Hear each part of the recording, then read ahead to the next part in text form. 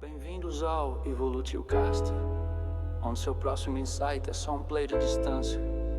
Aqui falamos de ideias que inspiram, histórias que transformam. Prepare-se para evoluir um pouco mais, porque sua mente é o universo em expansão. Você está no Evolutio Cast e a jornada começa agora. Seja muito bem-vindo ao Evolution Cast, um espaço para quem decidiu crescer por dentro para conquistar por fora. Meu nome é Gustavo Ian, sou especialista em neurociência do comportamento e também mentor de desenvolvimento pessoal. Você já deve saber, porque está no título desse vídeo, desse podcast, nós falaremos sobre como o nosso cérebro influencia cada escolha, cada reação e até mesmo os nossos comportamentos. Isso mesmo quando a gente acha que está no controle. Então vai ser um bate-papo direto, poderoso e principalmente transformador. Por que ele vai ser transformador? Porque temos dicas práticas. Nosso objetivo aqui sempre é trazer você para a prática, para o dia a dia, né? Que você realmente tenha a sua vida transformada. Então, se você ainda não mergulhou em conteúdos no meu Instagram, eu aproveito para te fazer esse convite, porque por lá eu compartilho insights diários, bastidores da minha rotina, reflexões que também expandem a sua consciência, entre outros conteúdos aí que podem te auxiliar de forma diversa nesse campo do comportamento humano e também do desenvolvimento pessoal. Pronto? Então prepara teu cérebro que a gente vai começar a decodificar ele agora. E de uma forma bem simples, tá? Eu quero literalmente simplificar aqui com vocês a neurociência, sem termos técnicos desnecessários, só mesmo aquilo que você precisa para entender e aplicar no seu dia a dia. Então, para a gente começar, eu preciso te explicar, preciso conceituar, colocar todos nós no mesmo nível. E para isso, eu vou começar explicando um pouquinho sobre como o nosso cérebro ele é dividido.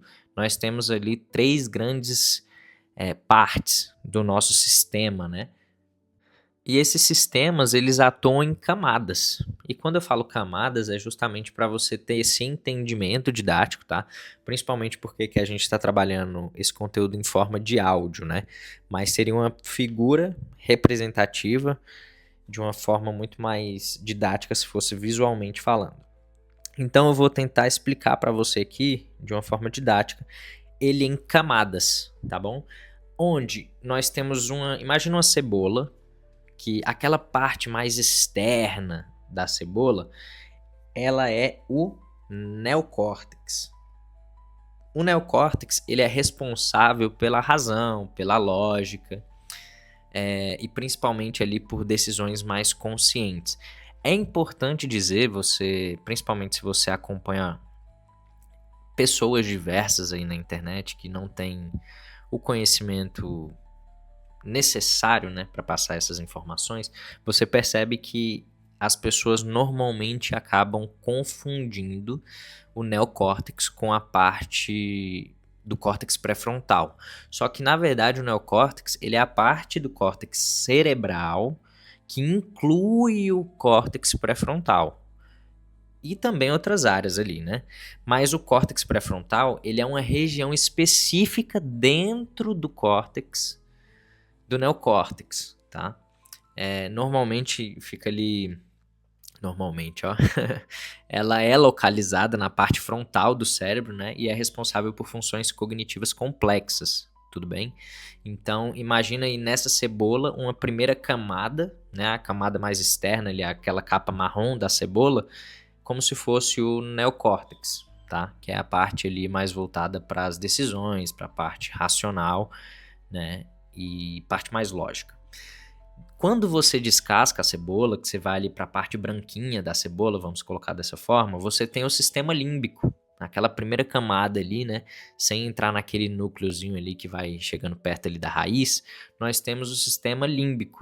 E esse sistema límbico, ele pode ser considerado ali mais voltado para a parte das emoções, para a parte também ali das memórias. Mas ele também tem ali uma função relacionada à motivação e ao comportamento, que é justamente ali, quando a gente fala da motivação, né, ele controla a motivação e comportamentos direcionados a metas, como a busca, por exemplo, por recompensa e a nossa resposta, né, aos estímulos ali de sobrevivência de forma geral.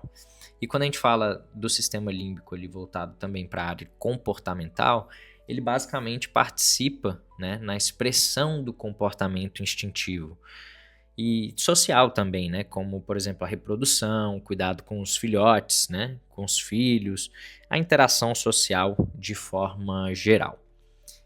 E aí nós temos uma camada mais nuclear, né, vamos colocar dessa forma, que é justamente o cérebro reptiliano. Então perceba que eu estou indo de fora para dentro. E aí o cérebro reptiliano, ele é muito mais voltado ali para a parte instintiva, para a parte de sobrevivência mesmo. Afinal de contas, nós somos uma evolução, né? E o nosso cérebro, essa é a parte mais antiga do cérebro humano, é responsável pelas funções básicas ali de sobrevivência e reprodução. Afinal de contas, historicamente, nosso cérebro ele foi programado, né, para que nós sobrevivêssemos. E ele é responsável por esses reflexos, sensações simples, como, por exemplo, a respiração, frequência cardíaca, temperatura, equilíbrio. É o centro, literalmente, dos nossos impulsos básicos, tá? As nossas reações automáticas, como, por exemplo, você deve ter ouvido falar muito aí do sistema de luta e fuga. É justamente aqui que nós trabalhamos esse tipo de campo do conhecimento. Quando você explode numa discussão ou desiste de algo, por exemplo, que você queria, provavelmente quem assumiu o controle foi o sistema límbico, que é justamente a tua parte mais racional, fazendo com que você ficasse só assistindo. E isso acontece com todo mundo, até porque quando você aprende a treinar o seu cérebro, até que você aprenda isso, você demora um tempo ali para você responder em perspectiva. Inclusive eu falo sobre isso no meu Instagram, esses dias inclusive eu falei sobre isso, em que você diminui o seu tempo de resposta automática, né? A sua reação automática a determinada situação, ou seja, você aumenta o seu tempo de avaliação cognitiva, isso tudo em fração de segundos, mas isso demanda um treinamento. E como eu gosto sempre de falar, o desenvolvimento pessoal ele é um treinamento. O nosso cérebro, né, através ali da neuroplasticidade, a gente tem essa capacidade literalmente de treinar o nosso cérebro para aquilo que a gente deseja direcionar as ações dele. Então, eu expliquei para você até aqui, vamos fazer um resumo, que nós temos 3 partes ali no nosso cérebro, onde nós temos a parte mais externa, o neocórtex, no centro, indo ali para o centro, na verdade, numa segunda camada, na camada mediana, nós teríamos ali o sistema límbico, e na camada mais nuclear, ou seja, na camada mais interna, nós teríamos o nosso chamado cérebro reptiliano. Até aqui estamos todos alinhados. Vamos começar a falar de por que eu falei sobre isso tudo. Porque a gente vai falar agora sobre hábitos, decisões e o que eu acho que é o principal aqui, quando a gente fala de comportamento, autossabotagem. Então os nossos hábitos, eles são trilhas, literalmente eles são trilhas neurais, que se fortalecem com a repetição. É o que eu já tinha falado aqui com vocês sobre a neuroplasticidade. O nosso cérebro ele prefere um caminho que é automático do que ele se esforçar para criar um novo caminho. Ou seja, se você é uma pessoa que acorda cedo há 20 anos e dorme cedo há 20 anos, você tem dificuldade de dormir tarde. Por quê? Porque o teu cérebro ele já reconhece esse padrão comportamental. Então, para ele é muito mais fácil, ele tem um gasto enérgico muito menor de te manter nesse hábito, entende? Ou seja, ele faz com que você inconscientemente direcione suas decisões para que você mantenha esse hábito. Então, 95% das nossas decisões, das decisões do seu dia a dia, elas são caracteristicamente chamadas de decisões inconscientes, que é justamente quando a mente ela começa a criar atalhos para economizar energia, mesmo que isso te afaste dos seus objetivos. Por isso que você sempre promete mudar, mas continua no mesmo ciclo. Não é por falta de força de vontade. É falta de autoconhecimento mesmo. Falta de entendimento sobre a neurociência do comportamento. Ou neurocomportamento, né, que a gente fala. Então você tem essa explicação básica até aqui sobre hábitos, decisões e autossabotagem. Ou seja, o seu cérebro, vamos resumir esse segundo bloco, né? Ele literalmente gosta daquilo que é já automatizado na tua cabeça, ou seja, ele prefere um comportamento automático do que fazer um novo esforço. Ele prefere um caminho que ele já conhece do que criar um caminho novo. E é justamente aqui que eu entro, porque se você quer parar de viver no piloto automático e assumir o controle total da tua vida, deixa eu te falar algo poderoso.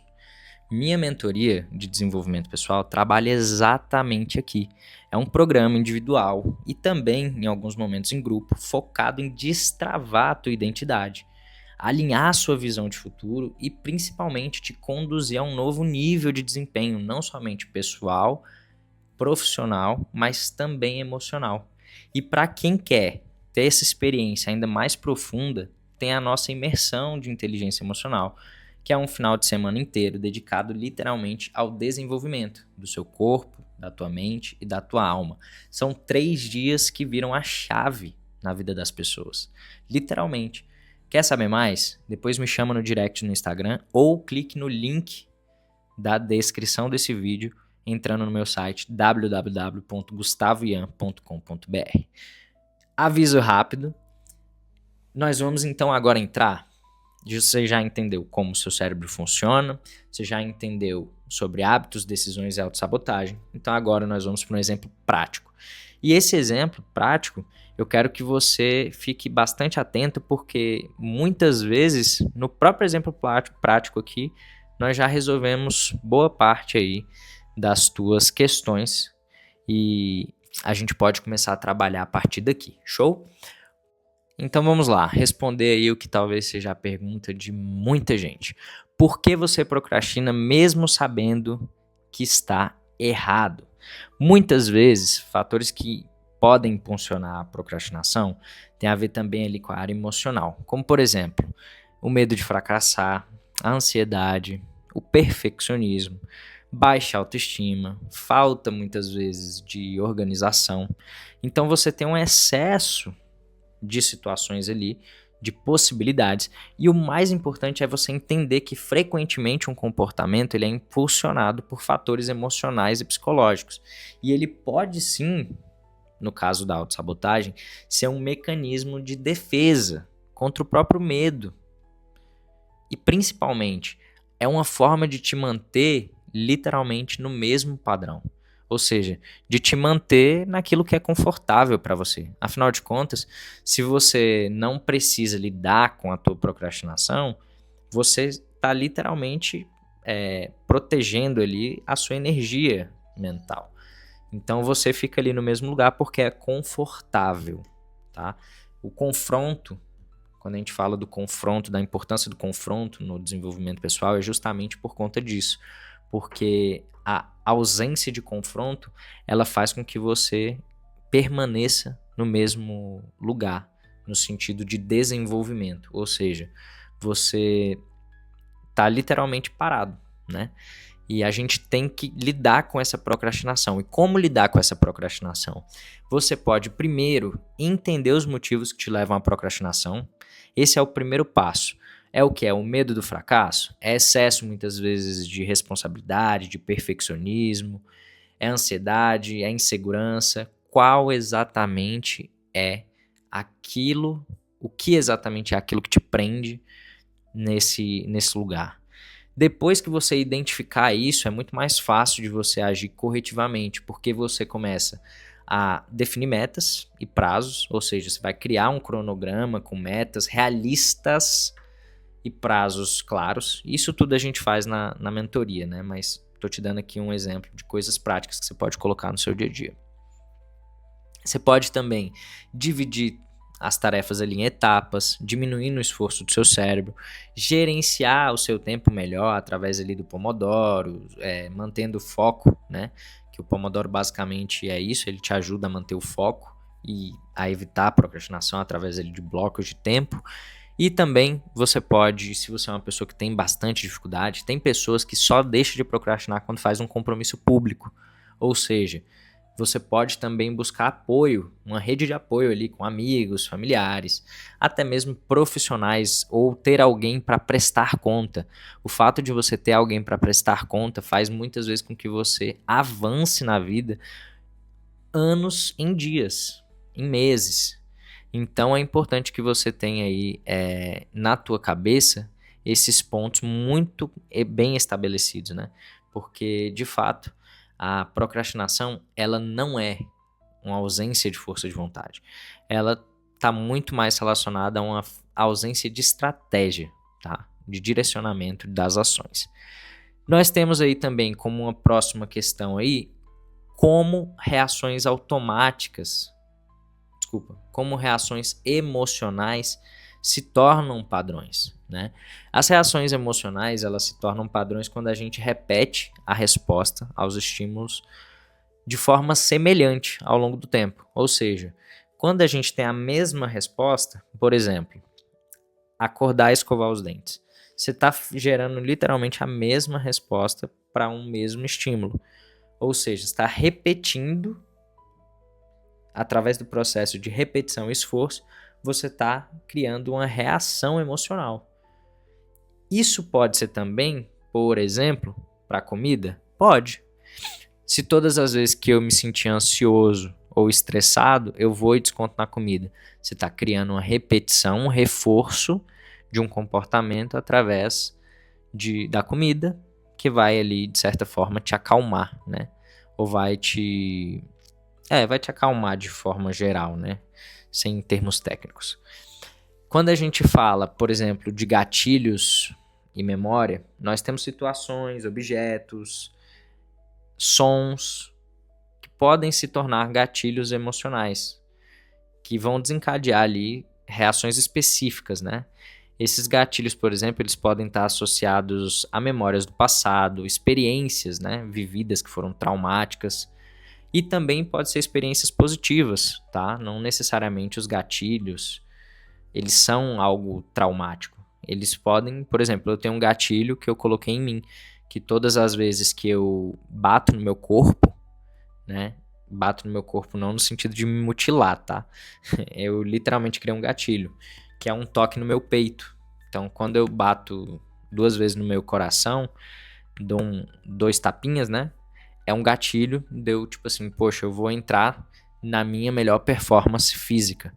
Então, normalmente quando eu tô ali fazendo um esforço físico grande e eu tô pensando em parar, eu dou 2 tapinhas, bora Gustavo, e aí eu começo a recondicionar esse gatilho, né? É como se eu zerasse na minha cabeça, eu tô treinando esse gatilho para eu zerar na minha cabeça o esforço que eu já fiz. Ou seja, eu começar, a partir do momento que eu bato no meu peito, eu zerar o esforço que eu já fiz e começar como se fosse começar do zero. Então eu tento reprisar a mesma respiração de quando eu comecei o exercício. E isso tudo eu tô treinando, isso é treinável, tá? Você pode fazer o mesmo do lado daí. Então você tem esses fatores externos e internos que podem aí direcionar esse âmbito das reações emocionais, tá bom? Eu vou dar um outro exemplo aqui, por exemplo, cultura. A gente tem uma cultura de que aqui no Brasil as pessoas que são bem-sucedidas, elas fizeram alguma maracutaia, né? O que é errado. Não é que é um consenso, né, coletivo de que essas pessoas que têm muito dinheiro. Então isso faz com que você crie um gatilho na tua cabeça de que você precisa fazer maracutaia. E aí você se sente culpado quando você está ganhando dinheiro, por exemplo. porque você tem uma crença de que a pessoa que ganha dinheiro, ela faz maracutaia, entende? Então essa é mais ou menos a mesma lógica. Então você começa a ter reações emocionais, às vezes de gastar o dinheiro, não ficar com dinheiro, porque você tem essa interpretação. E de fato a nossa sociedade como um todo, nós como sociedades como um todo, a gente tem feito essa construção e a gente tem se perdido dentro dessa construção daquilo que a gente acredita ou não, porque as pessoas não se conhecem, tá? Então acaba dificultando um pouquinho, né, o entendimento dessas respostas emocionais. Bom, vamos para um outro exemplo aí, como por exemplo a decisão alimentar ou uma briga no trânsito, e até mesmo vamos colocar aí a discussão com parceiros, né? Esses são exemplos claros ali de que envolvem desacordos, né? São respostas emocionais, são respostas que você dá para a sociedade ali que muitas vezes não tem uma capacidade de avaliação cognitiva muito rápida, porque você tem que responder rapidamente. Afinal de contas, se você está com fome, você vai e pega um sanduíche, algo prático, né? Então a sua justificativa é que você tem uma vantagem e desvantagem ali relacionado à má alimentação, e isso tem a ver com a tua energia, por isso que os nutricionistas, eles falam, né, que é importante você se preparar para o dia, você colocar suas marmitas, deixar o mais fácil e acessível possível. Por quê? Porque o fast food, ele é fácil, ele é rápido, e quando você tem ali essa decisão muito mais fácil e rápido do que, por exemplo, uma alimentação saudável, você vai se perder no que tange a alimentação. Quando a gente vai para a briga no trânsito, por exemplo, você, quando leva uma cortada ali, você quer reagir, porque, poxa, você se sente injustiçado, e a pessoa que se sente injustiçada, ela quer dar uma resposta. Então ela começa a agredir no trânsito, de forma verbal, muitas vezes até, se você parar pra pensar, certamente você já viu uma pessoa que foi cortada e lá na frente ela, puta, agora eu vou ter que cortar ela. Tipo assim, não tem necessidade dessa resposta, de você ir lá e cortar a pessoa que te cortou novamente. Então, são coisas que a gente vai treinando o nosso cérebro para ter respostas mais assertivas, mediante uma avaliação cognitiva mais assertiva mesmo. E aí nós entramos também aí num ponto que é importante, né? Quando a gente entende que quanto mais a gente se observa, mais a gente tira o sistema límbico do comando, que é responsável ali pelas respostas emocionais, né? Ou seja, tudo aqui que eu falei é justamente sobre a gente assumir o volante da nossa própria mente. Ao assumir o volante da nossa própria mente, a gente pensar, responder em perspectiva. E o que é responder em perspectiva? Que eu tô tanto falando aqui, acabei nem respondendo, né? O que acontece? O nosso cérebro, quando a gente tem um estímulo, a gente vai fazer uma avaliação cognitiva rapidamente. E essa avaliação cognitiva, ela é uma resposta, tá? Ela é respondida através das nossas emoções, dos nossos sentimentos, que são transformados em comportamentos. Ou seja, você tem um evento, foi cortado no trânsito. Você faz uma avaliação cognitiva rápida. Luta, fuga, raiva, ódio, enfim, você faz essa avaliação cognitiva, você sente, você responde a isso de uma forma comportamental, ou seja, vai lá e corta a pessoa, ou enfim, você tem diversos tipos de comportamentos voltados a isso, né? Mas o que a proposta aqui é que você faça uma avaliação cognitiva um pouquinho mais lenta, com uma resposta emocional barra comportamental muito mais assertiva, tá? Então esse é o nosso grande objetivo aqui. E o autoconhecimento, ele é justamente aquilo que faz com que você tenha esse autotreinamento, né? Porque se você se conhece, por exemplo, na questão da alimentação, você tem uma alimentação que já não é muito boa. Aí você vai para o trabalho, você sabe que você sai em um horário que você sente fome, se você não levar um bom lanche que vai te sustentar, você vai acabar perdendo a mão ali na dieta. Então, esse autoconhecimento, eles são escolhas que você faz que facilitam a tua vida, que facilitam a tua interação, tá bom? É literalmente a capacidade que você tem de reprogramar seu cérebro. Isso é ciência, tá? Isso é estratégia, não é místico. É comportamento sendo moldado. É você compreendendo o porquê, o como você funciona. É você literalmente entender que seu cérebro ele é uma máquina fantástica que não só trabalha com você aonde você vai, respondendo automaticamente, mas também é quando você responde aonde você quer ir com o seu cérebro. Fechou? E, pessoal, acho que de modo geral a gente precisa entender que a grande pergunta aqui é: quem está no comando de tudo isso que você está vivendo?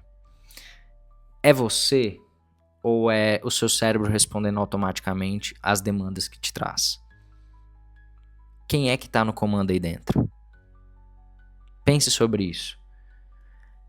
Curtiu o episódio de hoje? Então compartilha com alguém que precisa entender o próprio comportamento. E deixe esse conhecimento transformar vidas. Lembre-se, ative o sininho, porque no nosso próximo episódio a gente vai falar de um tema que muda tudo: a formação das crenças e identidade. Você vai entender por que você acredita no que você acredita e como isso transforma a sua realidade. Beleza? Até o nosso próximo episódio. Até lá, comande sua mente, viva de forma intencional e siga evoluindo. Forte abraço, meu amigo.